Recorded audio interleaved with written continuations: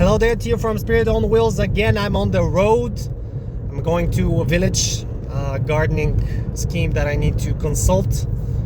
They called me again. That's my main job. That's why I'm always on the wheels. And recently I've been thinking about a very common topic in spiritual fields nowadays, everywhere on the world. It's AI. And even before AI came out as ChatGPT and etc., I have a very, very close friend of mine with whom we've been talking about robots and putting your mind into a chip, and then when you die they put it into another body, and that's how you save your mental life, and thinking that you bring your soul to keep being in a body longer, because he's very technical but also a big believer in God and spirituality and reincarnation. And we've had a lot of diplomatic discussions on how technology will fit into the spiritual realm and into spiritual topics regarding life on Earth, and how would one keep its soul sake and soul health with all that technology. And I was very opposing. He was very adaptive. I was really opposing the technology. That was 10 years ago. I mean, with time I kind of flexibly started thinking how technology comes to show us where we might need to develop certain qualities, and that's what I'm going to be talking about today. So the spiritual side and artificial intelligence. Actually, a lot of people talking, of course, this now ChatGPT and Grok and Gemini, they're not really artificial intelligence. They're just very good synthesizers and structures of information that's already somewhere in the field, but that's not really an intelligence. Artificial intelligence is probably kept by the military for more complex things, and in the next 10 years they'll actually drop the artificial intelligence, and then we're going to see actually the capabilities of technology. But anyway, you just can't imagine a person, let's say a 16-year-old teenager, a boy, just take it for the sake of the conversation. He starts conversing with ChatGPT, and ChatGPT starts giving him thoughts and says, well, probably not really, your thoughts are don't hold ground, what you just said. Yep, you probably are important for her. Let's say the teenager asks about his girlfriend or about his emotional difficulties, and ChatGPT is able to reflect due to what information is being fed by the internet. But that information has come by a human being, and those are thought forms that he starts juggling with, and he gives thought forms to that teenager. And actually what's happening is the exchange of thoughts. Those are not inspirational thoughts, because ChatGPT is just imitating for the best answer to a certain situation, but the receiver of that information is being able to self-reflect or to learn what he reads or what he hears. So those programs are very good for, if you are smart enough and if you're using the informational field correctly, asking the right questions, not just indulging on a conversation and making a laugh from that program. You can actually see a process of thinking. You can observe how a thinking on a very basic level made by ChatGPT. Thinking, he doesn't have a thinking. Synthesizing of information and relating information to another information that's being given to you. So in a very, it's not even a baby-like, because a baby is super complex how they actually perceive the world, accumulate, absorb information. They don't have readily information that they start relating to each other. Children, when we're babies, when we're born, we actually start looking of relationships between biological, emotional, and mental systems, which is super complicated. They find out languages that we do not express with our face, with our hands, with our timbre, how even we look. We are saying something. If I'm long-haired, if I'm short-haired, if I shaved only here, if I shaved here, they understand language, which we don't even explain because we are not sure what we are. We are just showing our character.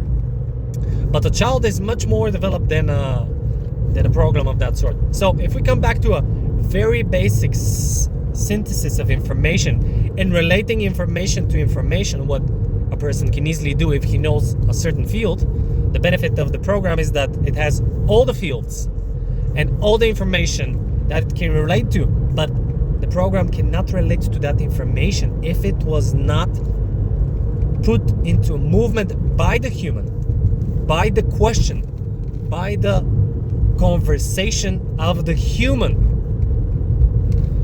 And if somebody observes that the program is actually synthesizing information and giving it to us, one who interacts or develops, people who have developed the artificial intelligence and the whole scheme behind it, because that's loads and loads of information actually to teach a code, an electrical machine to do these certain connection. Actually, people who are using and making these platforms are understanding how thinking works. So let's say a psychiatrist knows fundamental biological systems and the nervous system is what can irritate or what emotionally has broken down the person. A psychologist helps to heal a person who's still sane, and again with the thinking and the emotions.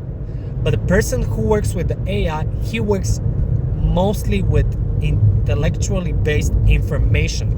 Yes, it can put in emotional information that gives emotional impact, but he doesn't work with emotion. He works mostly with information that's based on intelligence, that assuming a certain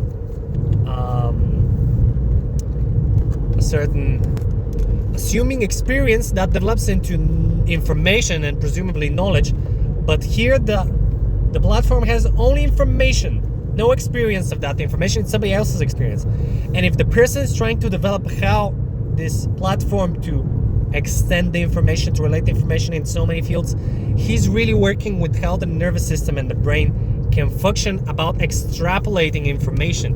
So these people, if we look at now the spiritual field, a person having that job, he is spiritually developing qualities about mind, information, intellect, brain, relationship, and how to put it into an outside form outside of you. So this person presumably would be better and would be good at structuring information himself, at synthesizing and seeing relationship between information. So he's putting out his own soul spiritual quality outside in the world and putting it into use from a platform or a machine or a program. Teachers are doing the same with students. They understand how the information, emotional, mental, and willing impulses are able to be put into relationship with the child, with the student, with an adult, but how to interact pedagogically. It's much more complicated for me, biologically, soul spiritually, being a teacher, because again, the teacher needs to know, at least the primary teachers, they need to know many disciplines on a basic level and to relate between them. Other things that people of same quality do are trainers of dogs, of horses, because they need to understand how the animal's ability to show intellectual qualities or memory is just look at that. I just saw a water spring in front of me and I stopped, and I always have a 10-liter bottle in my car, and I went and I put water in my two 20-liter bottles, in my two 10-liter bottles that became 20 liters, and I could just stop the video and then continue my thought now.